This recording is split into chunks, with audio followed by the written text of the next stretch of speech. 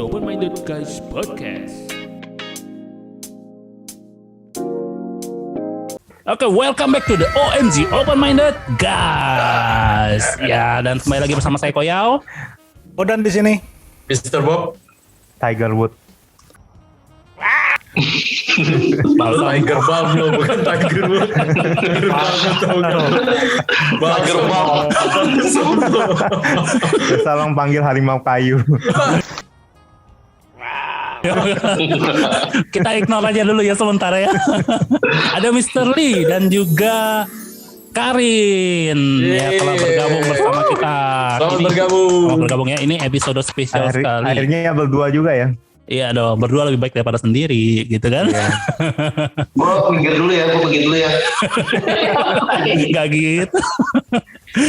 Oke, ini episodenya spesial ya karena kita mengundang Karin ya. Kita boleh perkenalan sedikit ya. Karin dengan latar pendidikannya kira-kira apa ini? Karena kita mau bahas sesuatu nih dengan latar pendidikannya. Halo semuanya, mungkin belum ada yang kenal, gue lulusan double degree sih sebenarnya. Jadi sempat kuliah jurusan manajemen di Universitas Indonesia dan juga sempat kuliah jurusan finance di Universitas di Melbourne gitu. Oh, jangan terlalu banyak itu, yang sampingnya itu agak minder.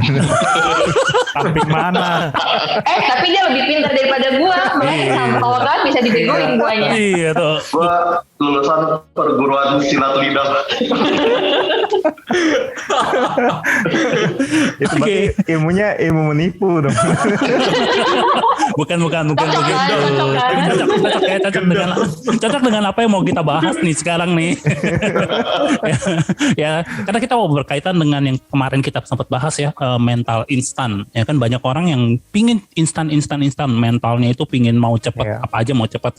Ya termasuk salah satunya adalah cepat kaya. Ya itu loh, ya cepat dapat duit gitulah ibarat kata. Ya kan mereka mau cepat dapat duit tapi akhirnya bisa aja terperdaya gitu ya, diperdaya oleh orang-orang tertentu sehingga jatuh ke dalam penipuan gitu kan. Nah, kalau kita mau bicara tentang cepat dapat duit, sebenarnya kan kalau menurut ilmu daripada yang apa yang Karin udah pelajarin ya, nggak ada ya namanya instan cepat kaya, betul nggak? Nggak ada lah, kalau misalnya instan cepat kaya, semua orang udah kaya sekarang. Nah, kalau misalkan let's say 1 bulan 2 bulan bisa nggak kaya gitu loh? Ya nggak ada yang mustahil kan sebenarnya. Cuman kalau secara logis berat banget cuy ya kan. Apalagi bahkan kalau kita belajar sebenarnya gitu kan, justru kita lebih menghargai yang kecil-kecil kayak gitu. Kayak contoh nih, mungkin ya selama ini beli kopi gitu kan 50.000, kita ngerasa nggak apa-apa lah cuma sekali. Tapi sesekalinya tuh seminggu sekali. Kalau kita kali dengan setahun berapa? Sedangkan duit yang kita spend itu kan kalau kita tabungin atau kita investasikan itu ada bunganya. Nah justru makin gue tahu banyak gitu kan, bukannya malah makin hambur, makin ngerasa sayang banget buat di-spend. Karena kan sayang banget ini bisa jadi bunga sekarang mungkin cuma 50.000, tapi nanti bisa jadi duit gede. Lah ketemunya sama suami yang macam begini. Dia kalau ngojok-ngojokin gue ya kan, ngapain lo simpan? Kalau mati besok gimana? Gitu. kita tidak mendukung perdebatan dalam rumah tangga ya. Itu berbunga yang bangkai. Itu yang paling ujung dikeluarin aja, nggak ngerti dia gitu.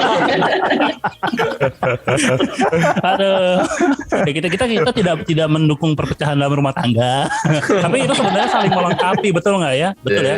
Itu juga mungkin kayak kalau di sini the host yang udah menikah ya boleh sedikit mengakui bahwa laki-laki mungkin ada borosnya kan. Waktu itu kita udah sempat bahas ya di episode sebelumnya ya. Jadi ada borosnya dan kebanyakan di antara kita wanita yang memegang menteri keuangan ya. Menteri keuangan di rumah. Ya. Gitu loh. Sebenarnya semua sama, tujuannya tuh investasi. Ya kan? Kayak yang tadi si Karin bilang investasi. Kalau lu tanya tujuannya apa? Pasti ada. Nah sama kayak laki-laki, kita juga ada tujuan, kita juga invest, tapi tujuannya beda aja. Ya kan? Menyenangkan diri sendiri kan. Tujuannya menyenangkan diri kan. Ngeles doang. Setiap belanja, Karin, aku pengen ini, ada aja alasannya. Bahkan waktu sebelum nikah ya bilang, tahu nggak aku nemu bakat baru, shopping, mapping ya. Bakat baru ini acara buka aib Mr. Lee ya. Yang kemarin PS4 launching lu yang ngelakuin itu ya. Yang PS5 launching itu dia naikin harga. Oke. Minta-minta sama bini. Waduh. Ya, jadi benar-benar ya kayak kalau kita lihat dalam 1-2 bulan, ini pembahasan secara logika. Ya 1-2 bulan itu kemungkinan untuk bisa langsung instan kaya itu kayaknya sangat kecil, walaupun tidak ada yang mustahil, betul. Ya, tapi kecil kemungkinannya, kecuali menang lotre. Menang lotre atau dapat warisan. Nggak bilang. Lotre pun harus hati-hati loh kalau kita baca research gitu. Sebagian besar pemenang lotre tidak bisa mempertahankan kekayaannya dalam waktu 1 tahun. Jadi kalau kita lihat memang kemungkinannya kecil tadi dibilang, ya kan, kecuali tadi bilang Bodan menang lotre, tapi juga harus hati-hati ya karena juga banyak loh yang menggunakan lotre ini atau undian berhadiah ya, kita bilang undian berhadiah lah ya mungkin sebagai penipuan, betul nggak? Ya kan betul. Mungkin ada yang sering terima SMS ya, Anda menang undian berhadiah. Let's say kayak Telkomsel lah, ya kan, atau mungkin dia berhadiah bank tertentu, padahal nabungnya di bank yang lain gitu. Ya, saya pernah ngalamin kok. Nah, gimana cerita? Itu jadi dia telepon dan dia tahu nama saya. Entah dapat data dari mana nggak tahu. Dia tahu nama lengkap dan kemudian dia tahu ancar-ancar saya kurang lebih tinggalnya di mana, dia tahu karena dia suruh saya ke counter HP tertentu untuk kalau mau dapetin hadiah mesti isi pulsa dulu lah segala macam. Itu zaman-zaman dulu. Jadi itu saya cuman iya tapi saya nggak tahu lah itu maksudnya itu penting. Dari salah satu operator telepon. Suruh ngisi pulsa ke counter tertentu, itu jangan-jangan counter tersebut. Dia counter dia jangan-jangan counter dia gitu kan supaya lu belanja sama dia gitu. Dangerous ya. Belanja sama dia. Jadi ibaratnya nih jadi double lah untungnya supaya dia nipunya double gitu. Pernah ngalamin. Si Tiger Sugar tuh bukan punya counter handphone dulu ya? Punya ke Karin, maksudnya kan kayak dibilang cara instan untuk kaya mungkin nggak ada. Ya tapi kan banyak tuh buku-buku yang keluar, maksudnya bagaimana cara cepat kaya, atau mungkin kayak iklan kita sering kali lihat gimana caranya cepat kaya. Kayak sekarang tuh lagi heboh itu kan kayak forex, trading, saham, gitu dan lain-lain. Menurut Karin itu gimana sih? Ya kita lihat aja buktinya gitu kan, justru kebanyakan kayak gitu lebih banyak cuannya, duitnya dari jual-jualan bukunya daripada hasil dari mereka trading sendiri. Dan gak usah jauh-jauh lah, dulu kita ada sempat dengar satu penulis buku, gue gak sebut namanya ya, terkenal banget sampai kemana-mana, gak taunya ternyata itu semua bohong yang diomongin. Ya kan, itu semua cuman karya fiksi doang. Dia bahkan lebih terkenal dari jual bukunya. Walaupun udah ketahuan bohong, masih banyak orang percaya karena jualan cepat kaya tuh gampang banget cuy. Banyak orang yang ngerasa kalau ada duit segala masalah selesai. Padahal apakah seperti itu belum tentu. Bisa jadi belum sampai kesudahannya aja gitu kan. Tapi kalau influencer gimana tuh? Influencer sekarang kan mereka kan maksudnya ngajakin ayo dong join gitu maksudnya.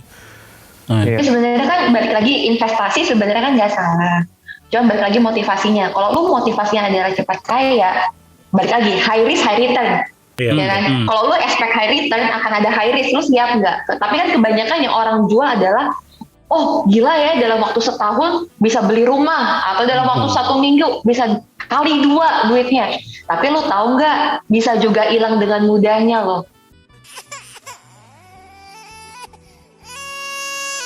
Ya kan, karena kan semuanya itu high risk high return, nggak ada yang namanya cuman jualan janji returnnya tinggi tapi nggak ada resikonya. Lu siap nggak? Tapi kan ketika lu lagi loss nggak mungkin kan lu post-post di sosial media kan. Iya. Pasti lah kan postnya gue lagi kaya nih, gue lagi sukses nih, ya gitu lah namanya manusia.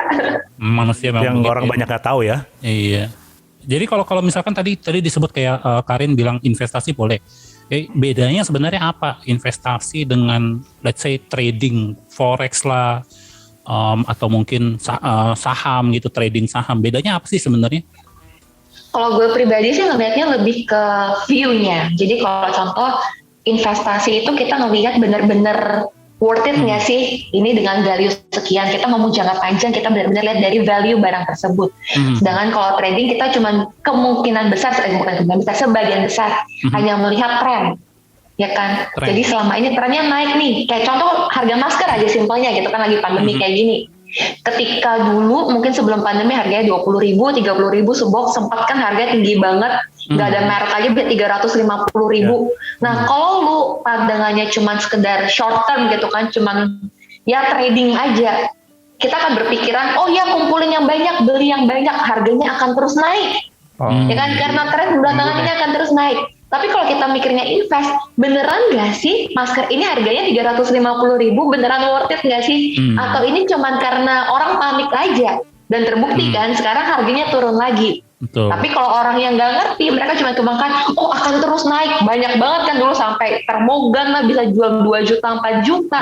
Nah itu bedanya di sana. Gue nggak bilang, oh trading pasti lu akan buntung, nggak juga. Ada yang cuan dari sana juga, tapi it's not for everyone. Kan? Karena balik lagi lu bisa kontrol psikologi lu nggak sih? Karena kan kebanyakan orang apalagi masih awam cuma ikut-ikutan doang kan. Katanya ada loh yang dari jualan masker nimbun bisa jadi beli rumah. Gue beli tapi sekarang jadi banyak yang rugi gara-gara sana kan. Nah makanya balik lagi ke kita. Contoh aja kan. Sekarang banyak loh. Ada di Jakarta bisa beli rumah gara-gara masker kan. Dari nimbun masker tanah. Oke. Jadi kalau bisa bicara tentang trading, artinya mereka hanya melihat harga saat ini berapa, terus spekulasi ya. Iya benar. Berspekulasi itu bahasanya apa? Maksudnya kayak menebak-nebak lah ya, menebak-nebak gitu ya.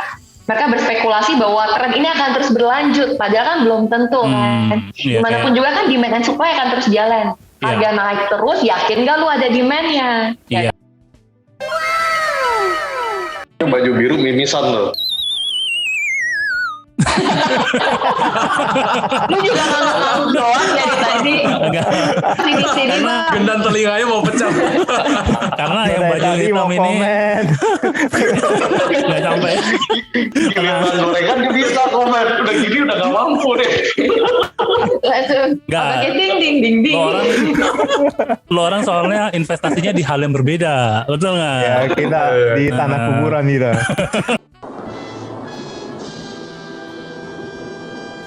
Jadi dibilang bahwa investasi sebenarnya sangat rumit berarti ya. Investasi itu dipengaruhi oleh banyak hal ya. Habis itu apalagi juga trading lebih parah lagi ya, dipengaruhi oleh bahkan omongan orang ya, dikompor-komporin tadi.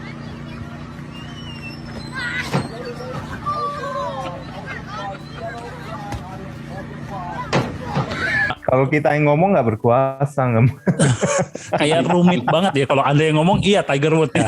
Tapi kalau Tiger Woods yang asli mungkin ya. Balsem lo. Kalau Anda enggak. Tapi kalau Tiger Woods yang asli kalau ngomong mungkin berpengaruh loh. Ya kan. Tapi kalau mungkin kita ya kita ngomong apalah gitu loh. Apalah gitu. Mungkin orang nggak dengar. Cuman kalau dibilang rumit sih sebenarnya enggak. Balik lagi makanya kalau kata Warren Buffett gitu kan, dia bilang ya investasilah pada yang engkau mengerti gitu kan.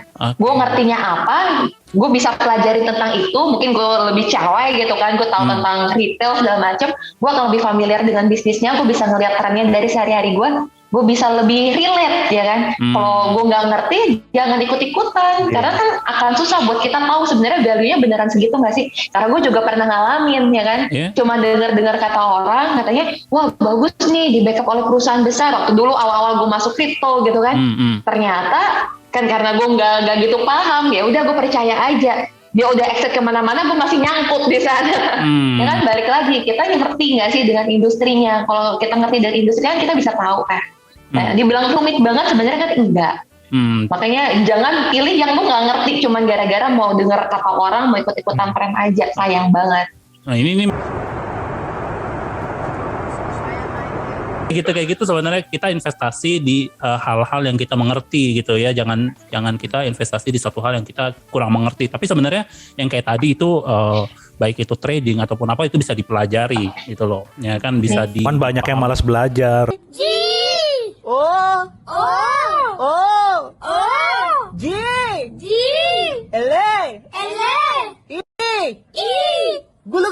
Salah, DEI itu ada loh, maksudnya buat simulasi tradingnya, jadi nggak perlu duit, kita bisa seolah-olah trading beneran, bisa buat kita latihan betul, kan, latih mental. Tuh, tapi kalau saya ngomong di sini, mungkin saya buka. Saya pernah belajar gitu trading, ya kan. Memang betul ada demo account, kita bilang demo account itu kan nggak perlu pakai uang beneran, tapi mentalnya beda. Kalau demo account rugi bodo amat gitu. Iya dong. Ya, feel-nya beda. Kalau pakai duit sendiri kan nggak berasa gitu loh. Iya, kalau demo account kita nggak berasa, tapi kalau benar-benar duit sendiri itu bisa nggak tidur ya? Iya, bisa was-was saya nggak tidur ya. Tapi saya pakai, maksudnya belajar gitu. Kita bagaimanapun kan. Belajar ya Pak. Iya dong. Untuk kita mau rekaman ini kita perlu belajar. Kalau untung disimpan, kalau rugi dikasih tahu. Tapi buntung. Jujur ngomong buntung. Kenapa? Karena saya bagi 3 step waktu itu. Saya awal-awal bodoh-bodoh ya kan, belum belajar. Kayak seperti yang tadi dibilang, cuma ikut-ikutan orang doang, ya kan? Apa kata influencer, wah ini bakal naik, ya kan? Kan banyak tuh influencer zaman sekarang nge-live di TikTok lah, nge-live di Instagram lah, ya kan? Kita cuma ikut-ikutan, ya kan? Buntung, ngomong jujur, ya kan? Tapi setelah belajar sedikit, nggak untung juga, cuman imbang gitu, kurang modal gitu, ya kan? Jadi benar-benar nggak bisa untung banget kalau menurut saya. Stresnya nggak tahan.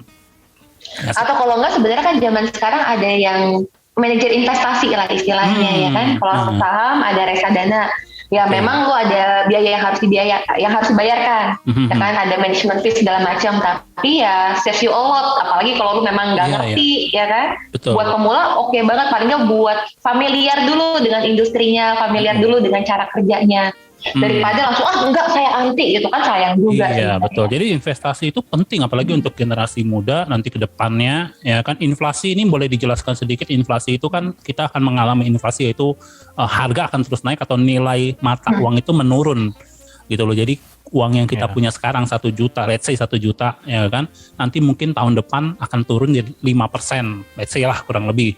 Ya kan, jadi uangnya nanti 1 juta sekarang bisa beli let's say 10 barang, nanti jadi cuma 9,5 barang gitu loh. Ya kan, kurang lebih seperti itu yang namanya inflasi, ya kan. Jadi kalau bahasa lebih sederhana lagi lah, belanja ke pasar dulu 100.000 pulang bisa bawa banyak. Kalau sekarang 100.000 ayam 2 ekor gitu. Iya kurang lebih begitu. Itu lebih sederhananya, ya kan. Jadi setiap tahun makin turun. Jadi kalau setahun ini 100.000 cuma dapat 2 ekor, tahun depan 100.000 mungkin cuma dapat 1,5 ekor gitu loh. Ya kan. Oleh kalau kita nggak sederhanakan, kasihan yang paling pojok. Iya. Pojok sana. Iya, pojok. Pojok sana. Pojok sana. Oke. Ya betul lah, ada yang mesti diinvestasikan untuk jangka panjang masa depan, tapi juga ada yang boleh kita nikmatin, betul nggak? Ya bukan berarti lu harus hidup susah, semua uang ditabung atau diinvestasikan terus lu nggak ngapa-ngapain gitu loh, yang nggak menikmati hidup, nggak gitu juga kali ya. Mungkin ya makanya Anda Karin, Mr. Lee ini sebagai pasangan yang seimbang kalau kita bilang, yang saling melengkapi lah kalau menurut kita ya. Dan investasi kan juga nggak harus yang jangka panjang banget buat pensiun, bisa aja ada kok orang yang gue tahu memang gue investasiin buat budget gue foya-foya, jadi ketika gue nanti mau self reward buat jalan-jalan atau beli tas atau apa, memang udah ada posnya, ya kan, dan dia nikmatin dari bunganya itu aja, ya memang nggak masalah juga kan. Balik lagi, yang dikejar setiap orang beda, sesuaikan dengan setiap orang. Gue nggak bisa bilang semua orang harus hemat-hemat, semua duit ditabung, yang nggak bisa lah. Nggak, iya betul.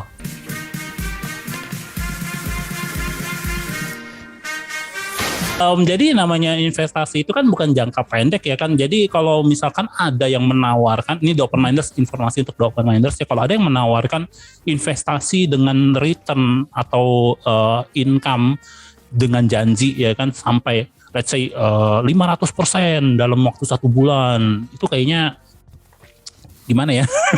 Terlalu muluk-muluk lah. Iya. Too good to be true lah ya. Ini aja kalau seandainya dia memang bisa kaliin 5, kenapa dia nggak jadi orang terkaya sedunia? Simpel gitu kan?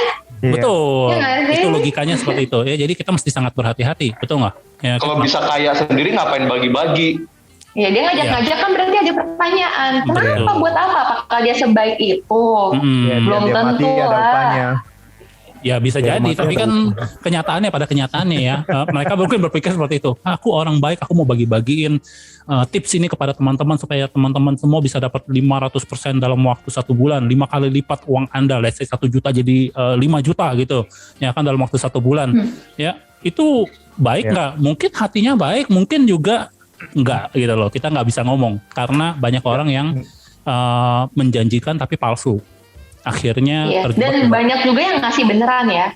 Maksudnya di awalnya. Oke. Jadi orang bisa ngerasa oke nih ya kan. Beneran legit gue terima duitnya. Betul. Tapi cuma bertahan setahun, setelah itu kabur. Nah, itu seperti yang namanya money game atau pyramid scheme seperti itu ya, kadang-kadang karena itu nggak bisa bertahan gitu loh. Ya kan, karena awalnya mungkin kita dikasih, lo waktu investasi kecil 100.000 ya kan dikasih 500.000 gitu loh sebagai returnnya supaya percaya. Semakin percaya kita semakin bawa orang untuk investasi, betul nggak? Ya kan, padahal niat hati kita baik. Juga berani taruh duit lebih banyak gitu. Gitu, mungkin niat kita baik, bawa teman keluarga ya kan, ayo investasi, gue kemarin dapat nih ya kan returnnya 5 kali lipat gitu. Ternyata setahun habis itu dia hilang. Yang pucuknya, yang kepala pimpinannya yang hilang, kabur ya kan, yang dibawa semua. Makanya itu pentingnya tadi Karin juga ada bilang do your homework, do your research. Lu sendiri kalau lu mau investasi, kalau lu mau put your money to work, kita sendiri yang mesti belajar. Jangan pernah dengar kata orang, janji orang, karena orang itu selalu bisa berubah kapan aja, mengikuti keadaan. Tapi kalau misalnya kita do our own research, kita benar-benar tidak bermental instan, tapi benar-benar mau belajar, korbankan waktu untuk mengetahui skemanya seperti apa, latar belakang company ini apa sih, dan apa sih yang 5 tahun ke depan pengen company ini capai. Kalau misalnya itu semua udah kita pelajari, maka tidak akan mudah bagi kita untuk tergiur ya. Kan banyak banget orang yang tertipu tuh karena tergiur awalnya. Ya kan? Tapi kalau kita udah do our homework, udah do our own research, nah disitulah kita akan sangat kecil kemungkinan bagi kita untuk yang namanya tertipu. Betul. Cari referensi sebanyak mungkin sih. Kalau lu cuma berdasarkan review dari yang mau nipu lu gitu kan, oh iya kata si A, lihat dalam grup tersebut ya bego lah, dia pasti mau nipu kan, dia bilang gue legit, gue oke. Karena ada yang kena kayak gitu. Bahkan sampai bikin grupnya gitu kan, grup Telegram, banyak banget kayak lu taruh 2 juta dalam seminggu jadi 9 juta. Tapi ketika lu mau cairin, dia bilang oh ya butuh 2 juta tambahan buat bayar pajak. Nanti lu udah transfer 2 jutanya, dia akan bilang lagi butuh 4 juta tambahan untuk biaya untuk administrasi, nanti akan dibalikin setelah apa, nggak akan ada habisnya. Itu kan penipuan. Cuman reviewnya banyak banget. Makanya hati-hati, jangan cuman ngandarin gue udah baca kok, gue udah research kok, tapi cuman dari satu source aja. Jangan. Karena sebenarnya informasi pasti ada di dunia maya, banyak ya tersebar ya kan, mana yang penipuan, mana yang benar. Mungkin ada gitu loh, cuman masalahnya kita mau nggak atau cari atau enggak kan gitu ya kan. Karena kalau cuman dari ya kita udah masuk dalam grup tersebut ya bisa jadi isinya member-member dia semua, orang-orang dia semua. Ya kan, dia punya 10 orang, ya 10 orang itu adminnya dia semua ya kan, yang kasih review bagus gitu loh ya kan. Makanya harus hati-hati ya, karena investasi tidak salah, kita tekankan sekali lagi ya, the open minders mungkin kita tekankan sekali lagi, investasi itu nggak salah gitu loh ya kan. Trading juga bukan salah gitu loh, asalkan benar-benar dipelajari, kita tahu dan kita yakin. Seperti itu ya. Yes. Ya jadi kita mungkin kita simpulkan sedikit ya, bahwa investasi nggak ada yang aman sebenarnya ya kan, karena semua penuh resiko ya, ya. Jadi kalau mau cari yang 100% aman sebenarnya nggak ada, tapi ada yang lebih aman, ada yang medium, dan ada yang mungkin kurang aman gitu loh ya kan. Ada yang bahkan tidak aman ya, kayak investasi bodong ya. Kita mesti hati-hati, jangan sampai tertipu, mesti lakukan research kita sendiri. Cari, jangan dari satu sumber ya, carilah dari let's say kawan sejati kita Mbah Google ya kan. Di situ banyak sekali ya kan, pasti ada review-review yang mungkin juga mengatakan oh ini nggak benar nih ya kan, mungkin pengalaman dari orang-orang yang udah pernah ikut gitu loh ya kan. Dan kalau ada yang menjanjikan investasi dengan return atau pemasukan yang tidak masuk akal. Ya 5 kali lipat, 2 kali lipat gitu ya. Kayaknya itu udah gak masuk akal gitu. Karena investasi zaman sekarang, let's say kayak reksadana, ya itu menjanjikan paling tinggi berapa sih? Let's say 12% ya. Setahun ya, 8% setahun ya kalau gak salah ya. 8 atau 6% setahun gitu loh. Ya kan, jadi itu pun udah cukup tinggi. Gak janji lah. Ya kan, performa masa lalu tidak menentukan. Iya, lagi disclaimer kan. Ya, disclaimer. Performa masa lalu tidak menentukan nanti ke depannya seperti apa. Karena suhu politik, suhu ekonomi akan berubah-berubah, ya kan. Tapi ya performanya mungkin paling tinggi-tinggi juga 8%, ya 6%, itu udah tinggi itu dalam setahun ya, saudara-saudara, dalam setahun. Bayangin kalau ada yang janjiin 100% dalam 1 minggu, 1 bulan, itu kayaknya sudah kurang masuk di akal lah, kita bilangnya tidak masuk di akal lebih tepatnya, ya kan. Jadi mesti hati-hati, ya kan. Tadi Karin sebut satu nama, Warren Buffett ya. Gue bagi sedikit aja, gue pernah dengar interviewnya dia waktu ditanya sama salah satu host acara. Bapak Warren Buffett, Anda kan orang terkaya karena investasi. Ya, pakai bahasa Indonesia itu ya waktu itu ya? Enggak. Ini gue terjemahin Pak. Gue terjemahin. Kira-kira gitu Pak. Iya kan. Tapi karena dulu kan belum ada yang kayak Jeff Bezos, belum ada Elon Musk kayak gitu ya. Waktu itu sekitar 10-15 tahun lalu lah kalau gue nggak salah itu interviewnya. Terus waktu dia ditanya, Pak, sebenarnya cara investasi Anda tuh sangat simpel, sangat mudah. Tapi kenapa banyak orang nggak mau ngikutin dan itu udah terbukti berhasil apa yang Anda lakukan? Itu Warren Buffett ditanya gitu, dan Warren Buffett cuma jawab satu kalimat. Karena banyak orang pengen cepat kaya katanya. Thanks for the tip. Ya, jadi memang itu kuncinya tadi ya. Kalau investasi mesti berusaha untuk mengontrol diri sendiri ya, menguasai diri sendiri. Jangan terlalu mungkin kayak bilang jangan terlalu berani ngambil risk sampai kita ini kayak udah lupa diri gitu ya kan. Untuk rugi terus pun biarin ya kan dan memang nggak naik lagi gitu. Ya kan, atau kita terlalu takut gitu loh ya kan, wah sedikit turun langsung cut loss gitu kita bilang kan, baru sedikit turun langsung tutup ya kan, akhirnya kita lebih banyak minusnya daripada untungnya kan gitu ya kan. Jadi kita mesti benar-benar bisa menguasai diri ya kan, jangan ikut-ikutan perkataan orang ya, karena di sekitar kita mungkin udah begitu banyak media sosial yang wow gitu loh ya kan, yang selalu mengumbar atau menjanjikan ya, menunjukkan kejayaan orang lain gitu loh ya. Jadi jangan sampai kita termakan juga oleh iklan-iklan yang ingin cepat kaya ya, karena kalau ingin cepat kaya ya kadang-kadang malah jatuh ke dalam lubang ini yang namanya ditipu, investasi bodong dan lain-lain sebagainya. Oke ya, mungkin ini yang bisa kita sampaikan untuk The Open Minders hari ini. Sampai kita berjumpa lagi di episode berikutnya. Terima kasih untuk Mr. Lee dan juga Karin dan semua host yang ada. Mengucapkan sampai jumpa di episode berikutnya. Bye-bye. Bye.